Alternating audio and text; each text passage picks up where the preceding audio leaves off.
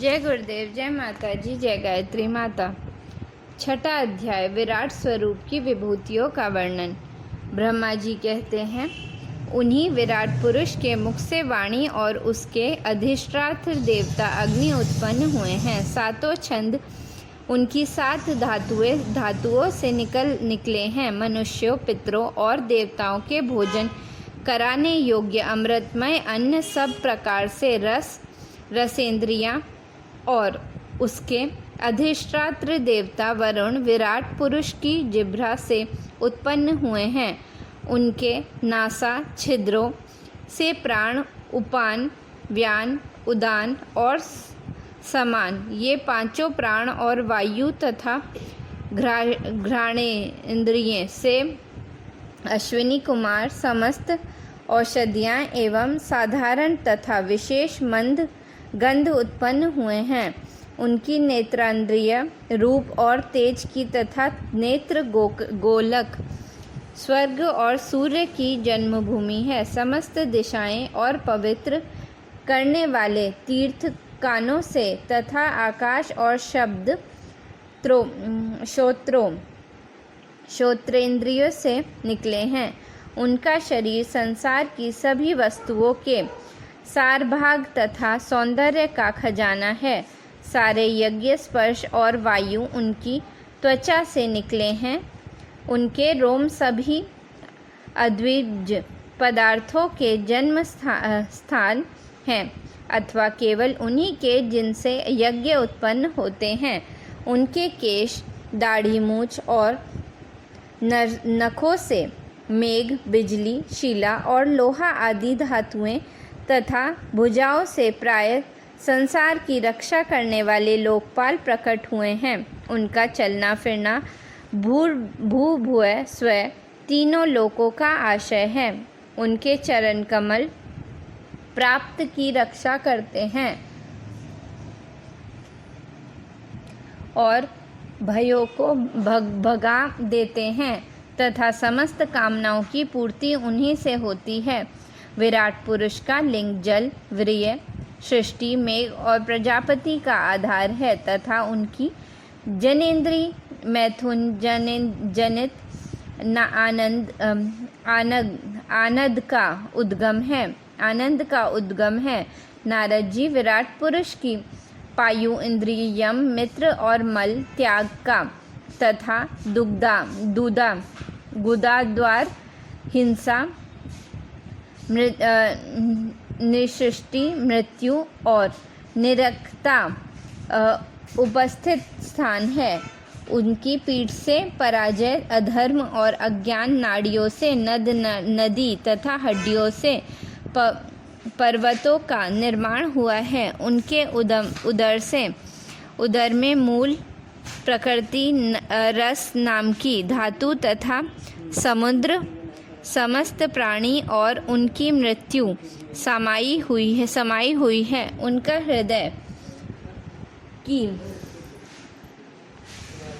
हृदय की मन की जन्मभूमि है।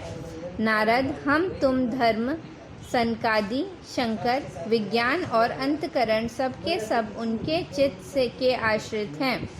मैं तुम कहाँ तक गिनाएं? मैं तुम्हारे बड़े भाई सनकादि, शंकर, देवता, दैत्य, मनुष्य, नाग, पक्षी, मृग, रेंगने वाले जंतु, गंधर्व, अप्सराएं, यक्ष, राक्षस, भूत, प्रेत, सर्प, पशु, पितर, सिद्ध, विद्याधर, चारण, वृक्ष और भी नाना प्रकार के जीव जो आकाश, जल या स्थल में रहते हैं, ग्रह, नक्षत्र, हेतु, पुच्छल, तारे, बिजली और बादल, ये सब के सब विराट पुरुष ही हैं। यह संपूर्ण विश्व जो कुछ कभी था और है और होगा, सबको वह घेरे हुए हैं और उसके अंदर यह विश्व उसके केवल 10 अंगुल के परिणामों के में ही स्थित है। जैसे सूर्य अपने मंडल को प्रकाशित करते हुए भी बाहर भी प्रकाश फैलाते हैं, वैसे ही पुरुष परमात्मा भी संपूर्ण विराट विग्रह को प्रकाशित करते हुए ही उसके बाहर भीतर सर्वत्र एक रस प्रकाशित हो रहा है। मुनिवर, जो कुछ मनुष्य की क्रिया है संकल्प से बनाता है, उससे वह परे है और अमृत एवं अभयपद मोक्ष का स्वामी है। यही कारण है कि कोई भी उसकी महिमा का पार नहीं पा सकता। संपूर्ण लोक भगवान के एक पादमात्र अंशमात्र हैं तथा उनके अंशमात्र लोकों में समस्त प्राणी निवास करते हैं। भूलोक, भूलोक और स्वर्लोक के ऊपर महल लोक है। उसके भी ऊपर जन, तप और सत्य लोकों में क्रमश अमृत, क्षेम और अभय का नित्य निवास है। जन, तप और सत्य, इन तीनों लोकों में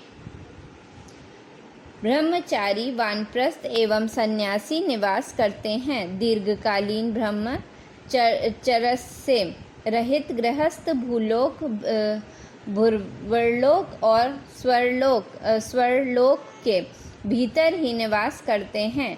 शास्त्रों में दो मार्ग बतलाए गए हैं, एक अविद्यारूप कर्म मार्ग जो सकाम पुरुष के लिए है और दूसरा उपासना रूप विद्या का मार्ग जो निष्काम उपासकों के लिए है।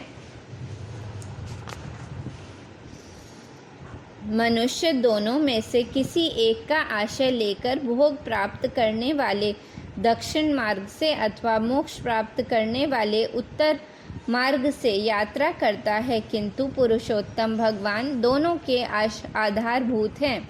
जैसे सूर्य अपनी किरणों से सबको प्रकाशित करते हुए भी सबसे अलग है, वैसे ही जिन परमात्मा से इस अंड की और पंचभूत एकादश इंद्रिय एवं गुणमय विराट की उत्पत्ति हुई है, वे प्रभु भी इन समस्त वस्तुओं के अंदर और उनके रूप में रहते हुए भी उनसे सर्वथा अतीत हैं। जिस समय इस विराट पुरुष के नाभि कमल से मेरा जन्म हुआ, उस समय इस पुरुष के अंडों के अनग्नों के अतिरिक्त मुझे और कोई भी यज्ञ की सामग्री नहीं मिली। तब मैंने उनके अनग्नों में भी ही यज्ञ के पशु, यूप, स्तंभ, कुश, यह यज्ञ भूमि और यज्ञ के योग्य उत्तम काल की कल्पना की। ऋषि श्रेष्ठ, यज्ञ के लिए आवश्यक पात्र आदि वस्तुएं जौ, चावल आदि, औषधियाँ, धृत आदि, स्नेह पदार्थ, छह रस, लोहा, मिट्टी, जल, ऋक, यजु, साम, चातुर्होत्र, यज्ञों के नाम, मंत्र, दक्षिणाव्रत, देवताओं के नाम, पद्वती ग्रंथ, स्कंदल्प, तंत्र, अनुष्ठान की रीति, गति, मति, श्रद्धा, प्रायश्चित और समर्पण, यह समस्त यज्ञ सामग्री मैंने विराट पुरुष के अनग्नों से ही इकट्ठी की। इस प्रकार विराट पुरुष के अनग्नों से अडंगों से ही सारी सामग्री का संग्रह करके मैंने उन्हीं तामग्रहियों से उन यज्ञ स्वरूप परमात्मा का यज्ञ के द्वारा यजन किया। तदंतर तुम्हारे बड़े भाई इन 9 प्रजापतियों ने अपने चित्त को पूर्व समाहित करके विराट एवं अंतर्यामी रूप से स्थित उस पुरुष की आराधना की। इसके पश्चात समय समय पर मनु, ऋषि, पितर, देवता, दैत्य और मनुष्यों ने यज्ञों के द्वारा भगवान की आराधना की। नारद, यह संपूर्ण विश्व उन्हीं भगवान नारायण में स्थित है जो स्वयं तो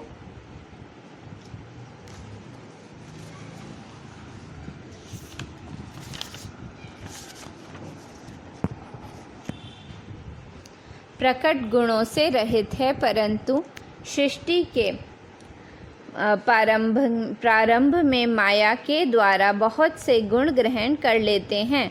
उन्हीं की प्रेरणा से मैं इस संसार की रचना करता हूँ। उन्हीं के अधीन होकर रुद्र इसका संहार करते हैं और वे स्वयं ही विष्णु के रूप से इसका पालन करते हैं, क्योंकि उन्होंने सत्व, रज और तम की 3 शक्तियाँ स्वीकार कर रखी हैं। बेटा, जो कुछ तुमने पूछा था उसका उत्तर मैंने तुम्हें दे दिया। भाव या अभाव, कार्य या कारण के रूप में ऐसी कोई भी वस्तु नहीं है जो भगवान से भिन्न हो। प्यारे नारद, मैं प्रेम पूर्ण एवं उत्कंठित हृदय से भगवान के स्मरण में मग्न रहता हूँ। इसी से मेरी वाणी कभी असत्य होती नहीं दिखती। मेरा मन कभी असत्य संकल्प नहीं करता और मेरी इंद्रियां भी कभी मर्यादा का उल्लंघन करके कुमार्ग में नहीं जाती। मैं वेद मूर्ति हूँ। मेरा जीवन तपस्यामय है। बड़े बड़े प्रजापति मेरी वंदना करते हैं और मैं उनका स्वामी हूँ। पहले मैं बड़ी निष्ठा से योग का सर्वांगीण अनुष्ठान किया था, परंतु मैं अपने मूल कारण परमात्मा स्वरूप को नहीं जान सका, क्योंकि वे तो मात्र भक्ति से ही प्राप्त होते हैं। मैं तो परम मंगलमय और एवं शरण आए हुए भक्तों को जन्म मृत्यु से छुड़ाने वाले परम कल्याण स्वरूप भगवान के चरणों को ही नमस्कार करता हूँ। उनकी माया की शक्ति अपार है। जैसे आकाश अपने अंत को नहीं जानता, वैसे ही वे भी अपनी महिमा का विस्तार नहीं जानते। ऐसी स्थिति दूसरे तो उसका पार पा ही कैसे सकते हैं। मैं, मेरे पुत्र, तुम लोग और शंकर जी भी उनके सत्य स्वरूप को नहीं जानते, तब दूसरे देवता तो उन्हें जान ही कैसे सकते हैं। हम सब इस प्रकार मोहित हो रहे हैं कि उनकी माया के द्वारा रचे हुए जगत को भी ठीक ठीक नहीं समझ सकते। अपनी अपनी बुद्धि के अनुसार ही अटकल लगाते हैं। हम लोग केवल जिनके अवतार की लीलाओं का गान ही श्री चरणों में नमस्कार करता हूँ। श्री चरणों में मैं नमस्कार करता हूँ। वे अजन्मा एवं पुरुषोत्तम हैं। प्रत्येक कल्प में वे स्वयं अपने आप की ही सृष्टि करते हैं, अपने आप की ही सृष्टि करते हैं, रक्षा करते हैं और संहार कर लेते हैं। वे माया के लेश से रहित केवल ज्ञान स्वरूप हैं और अंतरात्मा के स्वरूप एक रस स्थित हैं। वे तीनों काल में सत्य एवं परिपूर्ण हैं, न उनका आदि है न अंत। वे तीनों गुणों से रहित सनातन एवं अद्वितीय हैं। नारद, महात्मा लोग जिस समय अपने अंतकरण, इंद्रिय और शरीर को शांत कर लेते हैं, उस समय उनका साक्षात्कार करते हैं, परंतु जब असत पुरुषों के द्वारा कुतर्कों का जाल बिछाकर उनको ढक दिया जाता है, तब उनके दर्शन नहीं हो पाते। परमात्मा का पहला अवतार विराट रूप है। उसके सिवा काल, स्वभाव, कार्य, कारण, मन, पंचभूत, अहंकार, तीनों गुण, इंद्रियां, ब्राह्मण शरीर, उसका अभिमानी स्थावर और जगंड जीव, सब के सब उन अनंत भगवान के ही रूप हैं। मैं शंकर, विष्णु, दक्ष आदि ये प्रजापति, तुम और तुम्हारे जैसे अन्य भक्तजन, स्वर्ग लोक के रक्षक, पक्षियों के राजा, मनुष्य लोक के राजा, नीचे के लोकों के राजा, गंधर्व, विद्याधर और चरणों के अधिनायक यक्ष, राक्षस, सांप और नागों के स्वामी महर्षि, पितृपति, दैत्येंद्र, सिद्धेश्वर, दानवराज और भी प्रेत, पिशाच, भूत, कुष्मांड, जल जंतु, मृग और पक्षियों के स्वामी, संसार में और भी जितनी वस्तुएं ऐश्वर्य, तेज, इंद्रिय बल, मनोबल, शरीर बल या क्षमा से युक्त है अथवा जो भी विशेष सौंदर्य, लज्जा, वैभव तथा विभूति से युक्त है एवं जिनकी भी वस्तुएं अद्वैत वर्ण वाली, रूपवान या अरूप हैं, वे सब के सब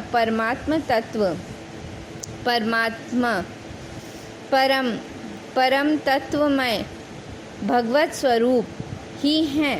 नारद, इनके सिवा परम पुरुष परमात्मा के परम पवित्र एवं विधान लीलावतार भी शास्त्रों में वर्णित हैं। उनका मैं क्रमश वर्णन करता हूँ। उनके चरित्र सुनने में बड़े मधुर एवं श्रवणेंद्रिय के दोषों को दूर करने वाले हैं। तुम सावधान होकर उनका रस लो। जय गुरुदेव, जय माता जी, जय गायत्री माता।